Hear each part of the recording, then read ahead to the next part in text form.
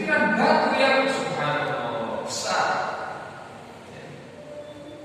Pada saat pertama kali kami datang ke kampung tersebut, kami terperangah. Besoknya lagi kami datang, tapi pindah kampung, ternyata lebih parah. Subhanallah. Seandainya dipikir-pikir, seharusnya hal ini tidak mungkin terjadi atau tidak akan terjadi, karena masyarakat saat itu di situ merasa aman-aman berpuluh-puluh tahun, bahkan mungkin beratus-ratus tahun tidak pernah ada kejadian di daerah tersebut banjir bandang. Banjir bandang itu biasanya terjadi ketika ada daerah yang dilalui oleh sungai yang besar. Tapi ini tidak. Saya dan tim saat itu berusaha mencari tahu dari mana sebetulnya arah air ini. Ternyata subhanallah, selokan bapak-bapak, selokan kecil, tidak lebih dari 2 meter, dan airnya subhanallah tidak dalam, tidak dalam. Airnya tidak dalam, mungkin cuma 1 jengkal, cuma 1 jengkal. Lebarnya cuma 1,5, dalamnya cuma 1 jengkal di dalam air. Tapi begitu kami sampai ke sana, kemudian mendung datang, masyarakat sudah mewanti-wanti, ayo segera kita menarik diri, karena saat itu kami sedang bergotong royong untuk memindahkan material-material yang menghambat airnya. Kenapa? Karena bisa jadi karena di atas masih ada 1 titik yang kemungkinan akan pecah. Subhanallah, bisa dibayangkan itu di atas gunung bukit gitu ya, bukan gunung, bukit pecah, terbelah itu. Dan masih banyak lagi contoh. Maka apakah karena tanahnya yang sudah tidak kuat menahan air hujan, atau apa? Karena pada dasarnya itu danau sudah ada dari dulu. Bisa jadi karena penebangan liar mungkin, tetapi masih banyak pohon-pohon di sekitar. Maka Sadaqallahu al-Azim dengan firman-Nya dalam surat Ar-Rum, "Dhahara al-fasadu fil barri wal bahri bima kasabat aydin nasi liyudhiqahum ba'da alladhi 'amilu la'allahum yarji'un." Ar-Rum ayat 41. Dhahara al-fasadu fil barri wal bahri, telah nampak kerusakan di muka bumi dan di lautan. Bima kasabat aydin nas, sebabnya adalah apa yang telah dilakukan oleh manusia dengan tangan-tangan mereka. Liyudhiqahum, itu semua diberlakukan oleh Allah Subhanahu wa taala agar mereka merasakan ba'dal ladzi 'amilu, apa yang telah mereka perbuat.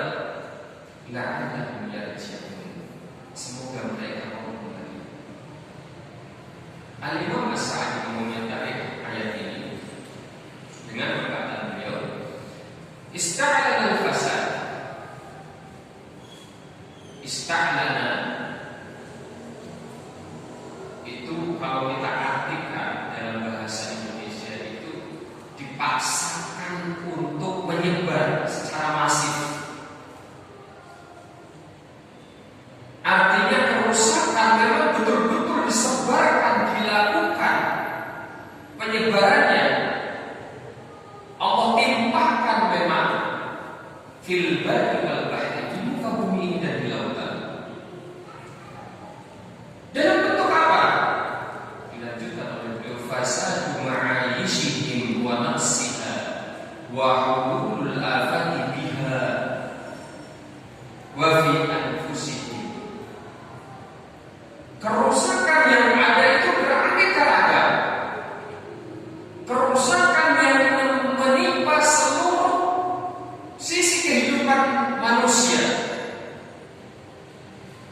kerusakan yang kemudian mengakibatkan kekurangan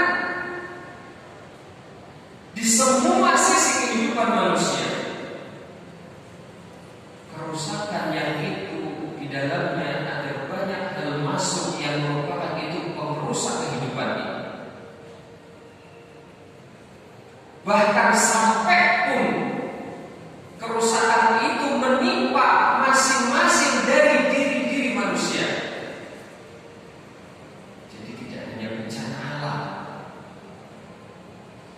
Doharul fasad di sini tidak hanya bencana alam,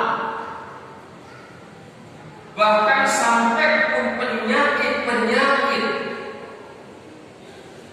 kemudian meninggalnya manusia itu termasuk dalam kategori doharul fasad. Meninggal, kita dengar ya, ada kejadian yang menyebabkan satu desa gila, ada kejadian yang menyebabkan satu bis tergelincir di dalam jurang dan tidak ada yang selamat. Ini musibah yang teridentifikasi sebabnya adalah kemaksiatan yang dilakukan oleh manusia. Beliau mengatakan bahwa fi anfusihim minal amradi wal wabah, bahkan sampai pun apa yang menimpa masing-masing dari manusia dari sakit dan wabah. Belum lama kita selesai melewati wabah corona. Sebelumnya ada wabah kolera, sebelumnya ada wabah dan seterusnya. Semuanya ini adalah doharul fasad fil barri wal bahri. Wa dzalika bisababi ma qaddamat aydihim. Dan itu semua terjadi karena apa yang telah mereka lakukan karena tangan-tangan mereka, dengan tangan-tangan mereka. Minal a'malil fasidah, dari perbuatan-perbuatan yang rusak. Al-mufsidah bitibaiha. Dia tidak hanya amalannya itu rusak. Jadi amalan yang dilakukan oleh manusia ini tidak hanya amalan itu rusak, tetapi mufsidah merusak. Subhanallah. Artinya apa? Artinya tidak hanya berkaitan dengan siapa pelakunya saja, tetapi berefek kepada yang lainnya.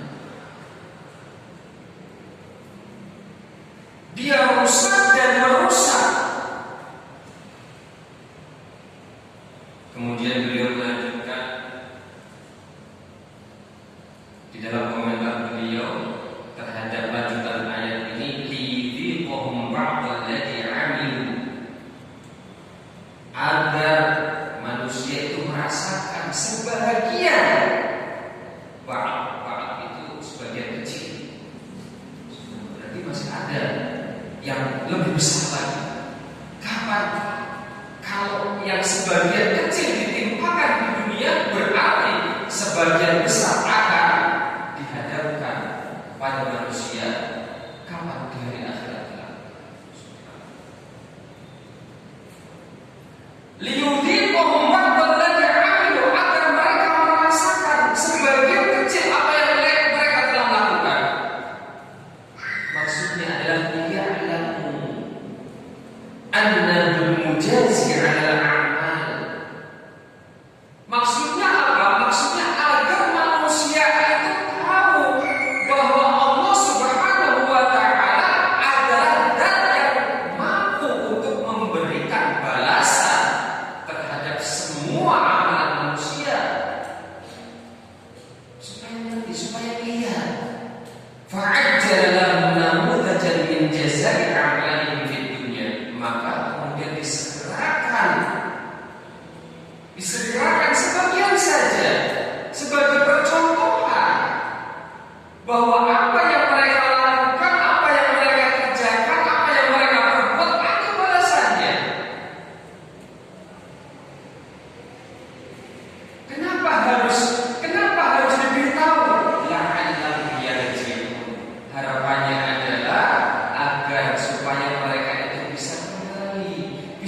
bertaubat, tidak melakukan hal-hal yang sudah mereka lakukan sebelumnya, sehingga kondisi mereka menjadi baik, urusan mereka menjadi baik. Ini maksudnya. Maka dari musibah-musibah yang ada sebetulnya, yang paling penting adalah bagaimana kemampuan kita membaca hikmah di balik itu semua. Yang paling penting bukan kita mampu berbagi, membantu sesama saudara kita. Yang paling penting adalah bagaimana kita bisa mengambil ibrah di balik itu semua agar kita kembali dan bertaubat, introspeksi kepada diri masing-masing. Sebagian salaf, di antaranya ada Abu Aliyah, sebagaimana yang disebutkan oleh Imam Ibnu Katsir di dalam tafsirnya. Sebagian kaum salaf itu berkata seperti ini: Man asallaha fil ardi faqad afsadaha. Barang siapa yang dia bermaksiat kepada Allah di muka bumi ini, faqad afsadaha, maka dia jelas pasti dia itu telah merusak bumi ini. Kenapa demikian? Li'anna salahal ardi was samaa bitta'ah. Karena yang namanya kebaikan bumi dan langit ini disebabkan karena ketaatan. Walihada jaa fil hadis. Oleh karenanya dalam salah satu hadis Rasulullah sallallahu alaihi wasallam bersabda, la haddun yuqamu fil ardi ahabbu ila ahliha min an yumtaru arba'ina sabahan. Hadisnya derajatnya hasan dan dihasankan oleh Syekh Al-Albani. La haddun adalah had. Had itu adalah hukuman seperti kisos, potong tangan, ya. La haddun, hukuman yang ditegakkan di muka bumi ini itu lebih dicintai oleh penduduk bumi ketimbang mereka dihujani, diberi hujan selama 40 hari, 40 pagi. Coba kita bayangkan, antara ini sekarang kita lagi panas ya, yang diharapkan adalah hujan. Ketika panasnya sudah semakin lama, mesti ketika hujan satu kali saja, Masya Allah, senangnya bukan main. Apalagi daerah Salatiga dan sekitarnya ini kan dulunya Masya Allah ya. Terutama daerah pegunungan sana, yang daerah Tengah itu Masya Allah, dulunya Masya Allah. Nah, satu hari hujan saja senangnya bukan main. 2 hari, 3 hari, 40 hari, banyak yang senang, terutama para petani. Ya, ya tentunya tergantung dia namanya apa gitu ya. Kalau nanamnya tanaman yang memang nggak tahan air, ya dia akan bersedih. Ya. Tapi secara umum ketika hujan itu turun segitu lamanya, mereka akan senang. Ya. Mereka akan senang. Coba dibandingkan bagaimana bisa di dalam hadis ini hukuman semacam kisos, semacam potong tangan itu lebih disukai manusia ketimbang hujan 40 hari.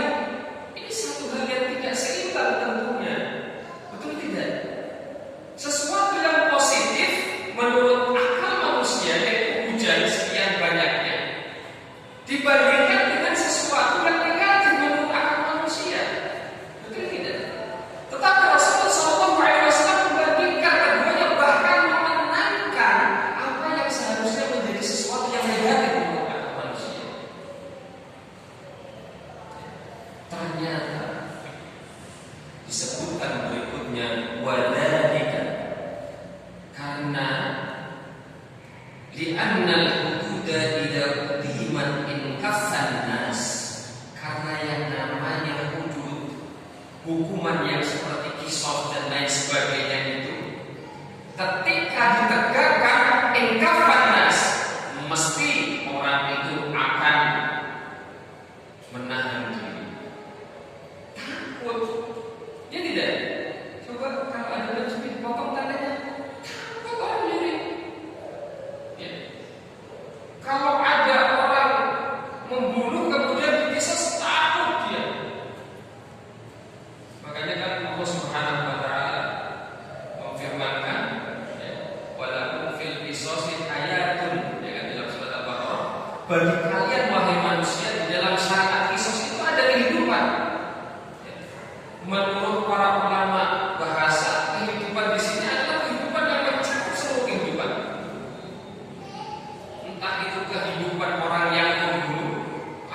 kehidupan orang yang dibunuh atau kehidupan seluruh masyarakatnya?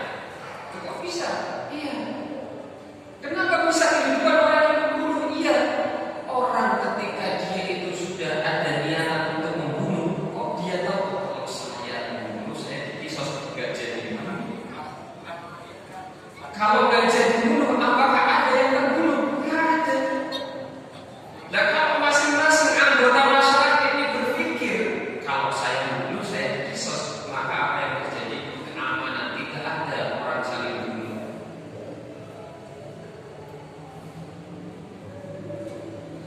Seperti itu.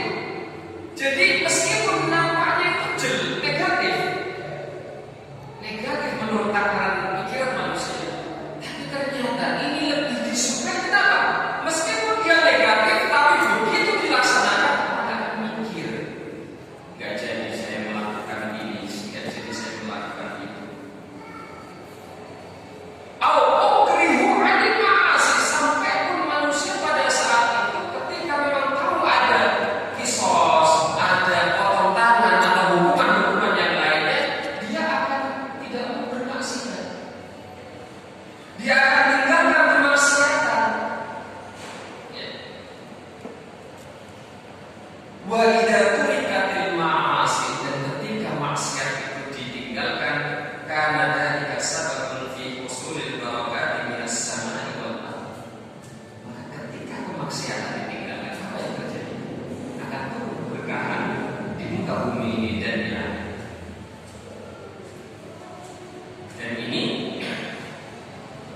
sebagaimana yang disampaikan oleh Imam Ibnu Katsir di dalam tafsir beliau, di dalam kitab beliau, di mana beliau menyebutkan tabata sahih, telah diriwayatkan dalam riwayat yang sahih, innal fajir, sesungguhnya seorang yang fajir, pelaku maksiat, idza mata, ketika dia meninggal, ketika dia mati, tastariqu minhul ibad wal bilad wasyajar wal jawab. Ketika pelaku kemaksiatan itu meninggal, mati, maka apa? Tastariqu minhul ibad wal bilad wasyajar wal jawab. Maka yang lain itu istirahat, tenang. Siapa saja mereka? Al-ibad, orang lain, hamba-hamba yang lainnya.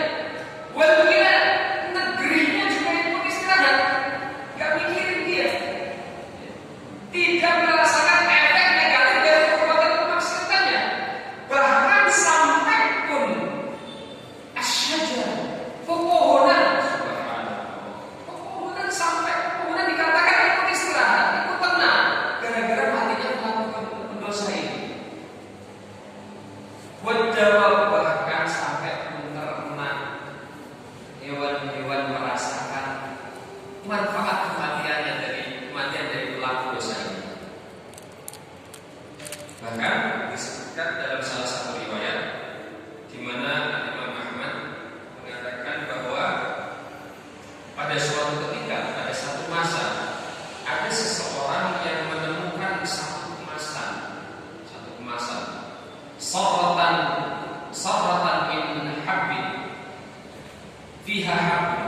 Ada satu kemasan yang di dalamnya itu ada biji-biji yang bisa ditanam, maksudnya ya, bisa ditanam dan bisa dikonsumsi. Dalam kemasan itu tertulis apa? Alaihi maktubun hada nabata fi zamanin kana yu'madu fihi bil aqli. Jadi ada satu kemasan yang didapati salah seorang pada masa itu, ya, ini riwayatnya Imam Ahmad, di mana kemasan itu tertulis bahwa biji-bijian ini tumbuh pada masa yang mana pada saat itu terkelola masa tersebut dengan keadilan. Ya. Kita tidak sedang mempermasalahkan batas expired, tidak. Kita tidak sedang membahas itu. Tetapi kita bisa perhatikan bagaimana hal ini menunjukkan bahwa sangat pentingnya kondusi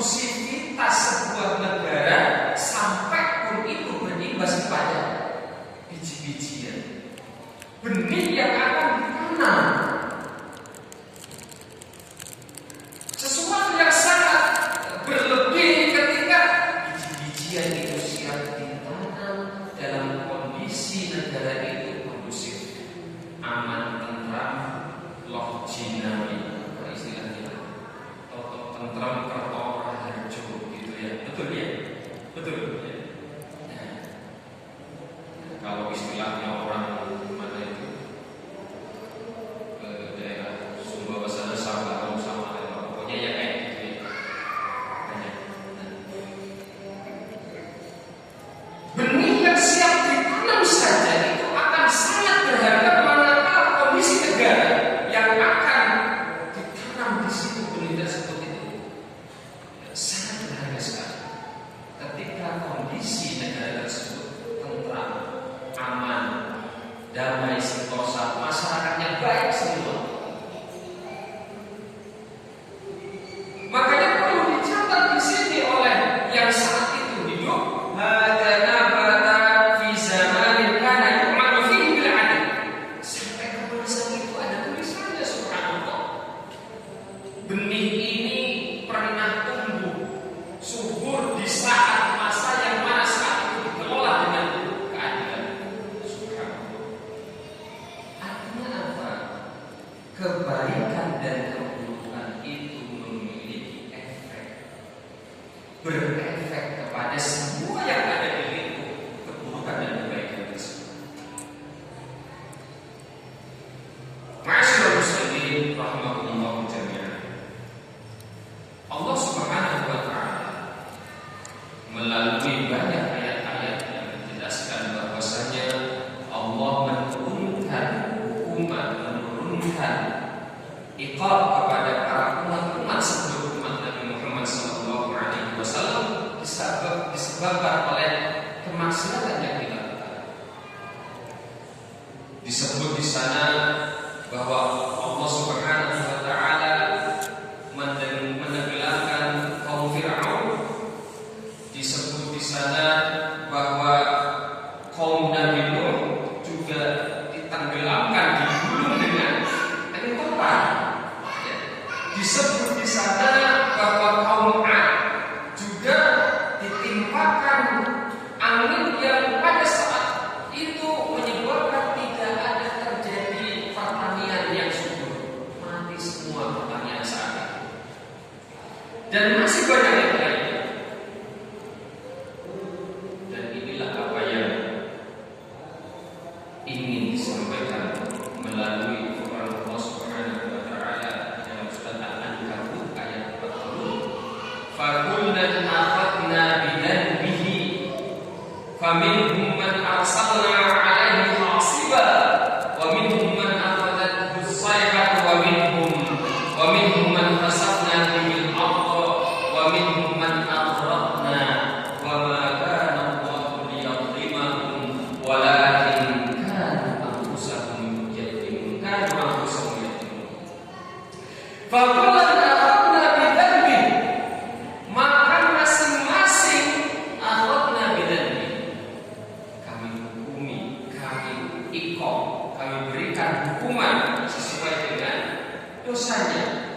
Faminhum man arsalna 'alaihi hasiba, dan di antara mereka ada yang kami utus angin yang memporak-porandakan. Wa minhum man akhadathu as-sayhatu, dan di antara mereka ada yang kami matikan gara-gara lentingan suara. Wa minhum man khasafna bihi al-ardha, dan di antara mereka ada yang kami tenggelamkan dalam bumi. Wa minhum man aghraqna, dan di antara mereka ada yang kami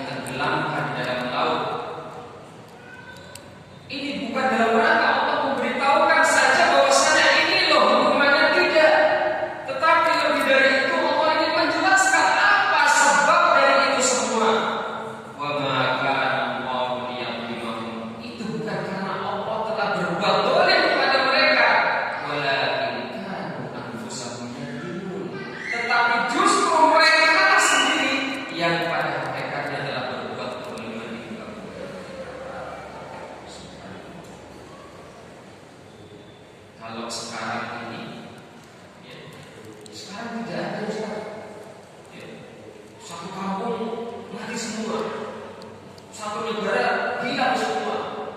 Tidak ada. Nah, itulah yang kemudian menjadi kelebihan umat Nabi Muhammad itu adalah itu.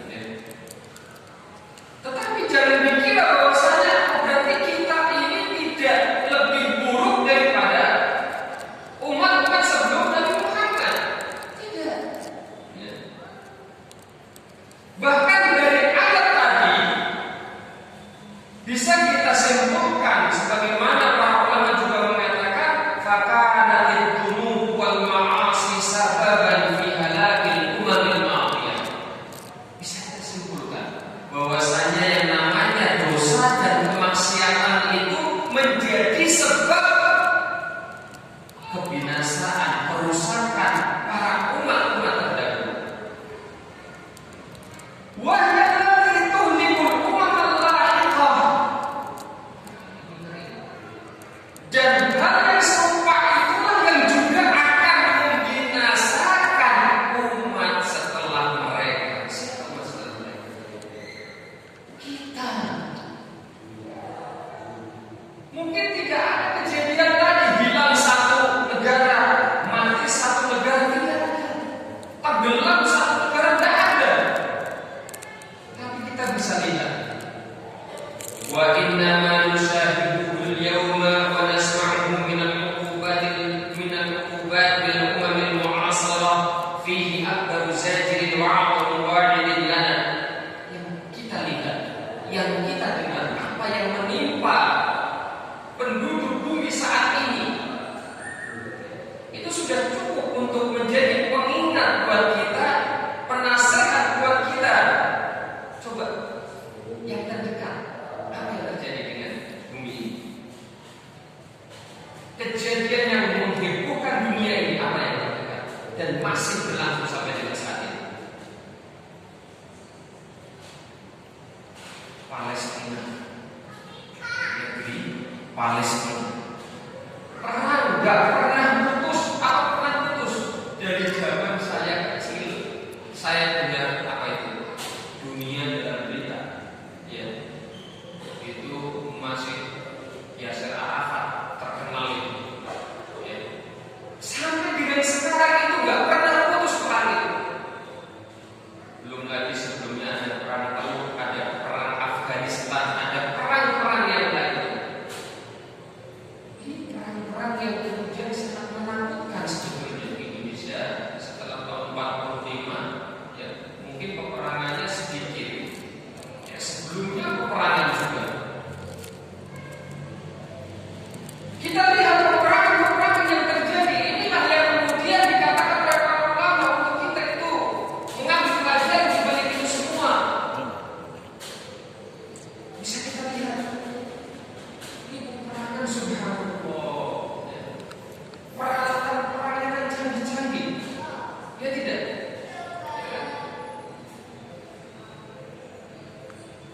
Bom sudah. Bom apa itu yang paling menakutkan? Bom atom. Ada namanya bom yang bisa membinasakan manusia tanpa harus kemudian badannya itu bercerai. Bom kimia ini.